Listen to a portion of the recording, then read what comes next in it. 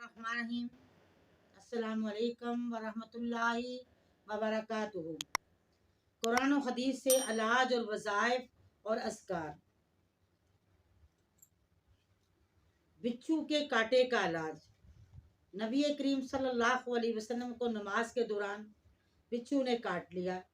جب آپ صلی اللہ علیہ وسلم نماز سے فارغ ہوئے تو آپ صلی اللہ علیہ وسلم نے فرمایا کہ بچھو پر اللہ کی مار پڑے کہ وہ نہ نمازی کو چھوڑتا نہ غیر نمازی کو۔ پھر آپ صلی اللہ علیہ وسلم نے پانی اور نمک منگوایا اور اس مقام پر جہاں بچھو نے کاٹا تھا ڈالنے لگے۔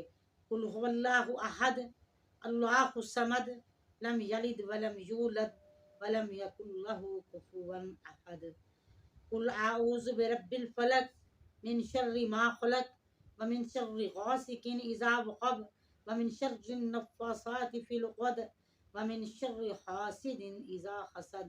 قل اعوذ برب الناس مالک الناس الہ الناس من شر الوسواس الخناس الذي يوسوس في صدور الناس من الجنۃ والناس۔ آپ نے پڑھ کر دم کیا اور اللہ تعالیٰ اسی وقت شفا عطا فرما دی۔